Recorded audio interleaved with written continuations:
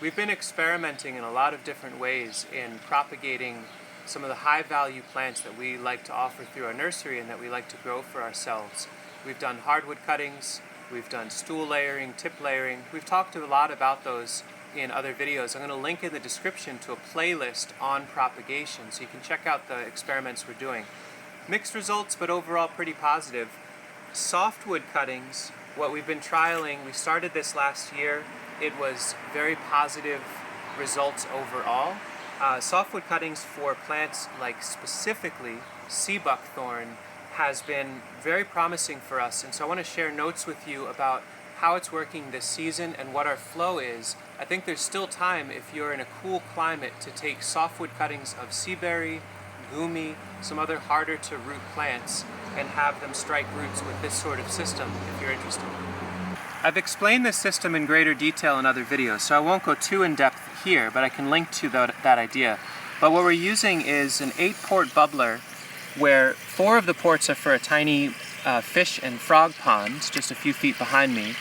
2 of the ports are for our compost tea bubbler, and then these 2 ports are attached to air stones, and they're in this metal container that we simply put rainwater, and then I take softwood cuttings.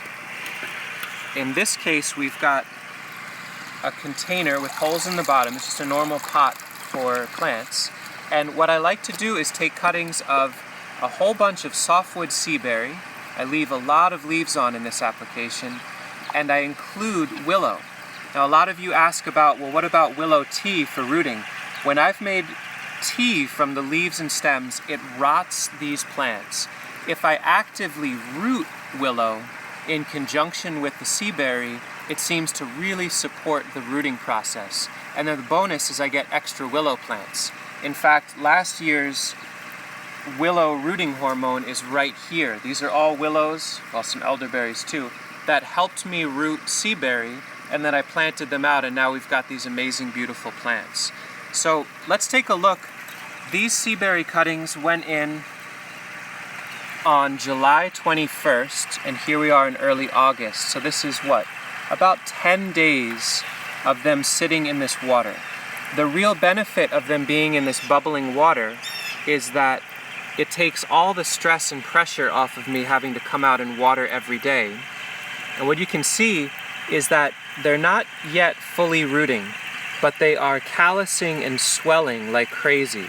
So this to me tells me this stem is developing enough of a response of getting ready to root that I can now take it to the next step, which is to prep soil in our nursery rooting bed. So imagine, if you will, this round of cuttings was what was in this container just a few weeks ago. I've planted out all of those cuttings, and now we water those every day. In fact, we have a little shade table that sat over them. And I'm seeing active new growth on the willows.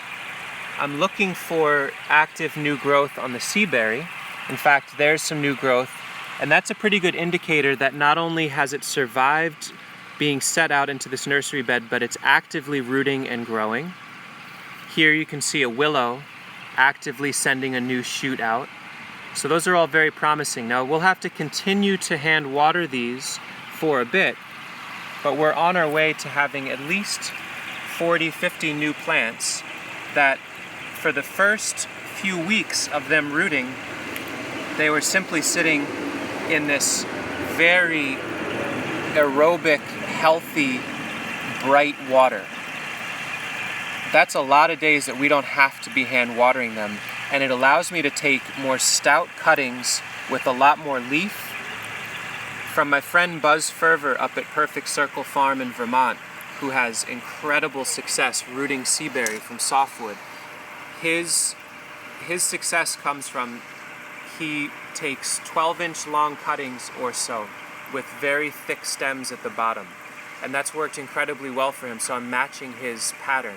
If you're going to take Seaberry cuttings, you don't want scrawny little micro cuttings. You want a good stout stem. And so aerobic compost or aerobic clean water for a bunch of days with some sunlight on them to help stimulate rooting, and now they're ready to be actually transplanted out and continue to develop roots for the rest of the season. So I'm going to get onto that process. So this is a nursery bed that I've amended heavily with perlite and sand to make sure it's got really good drainage and that it's easy for roots to develop. And what I'm doing is trenching out for the next set of plantings, and I will put a row of willow, then seaberry, then willow, then seaberry, so it continues that theme of rooting support in the nursery space. And it's also a way for me to keep different varieties of seaberry and willow separated from each other. So now that this is trenched out, I can go through and set in the first set of willows. You can see those little root hairs forming. Willow's very easy. I would expect close to 100%.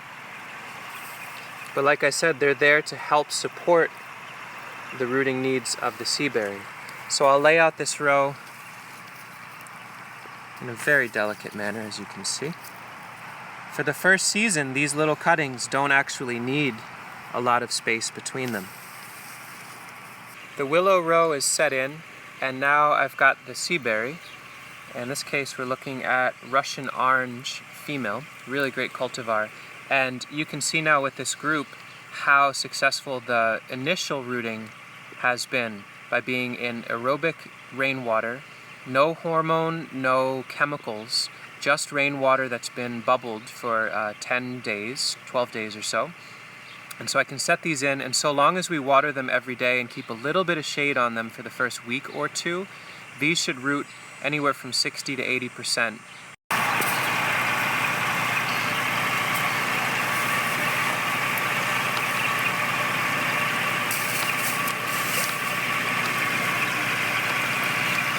First container's planted out. I've got one more to do. There'll probably be about 80 to 100 cuttings in total that will go in the ground today.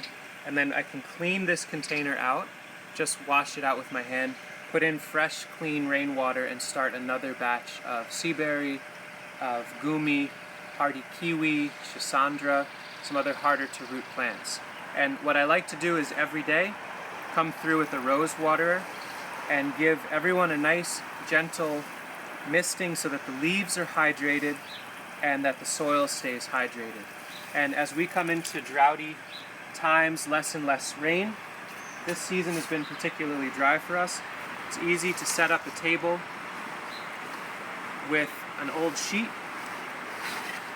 and that can cast some shade on this newest block of cuttings and let a little sun come into the cuttings that have started to really root. It's pretty straightforward, and so far we're getting some great results. Let us know how it works for you if you try rooting specifically seaberry, but also gumi and some other hard to propagate, really high value perennial plants for your permaculture landscape. Thanks for watching.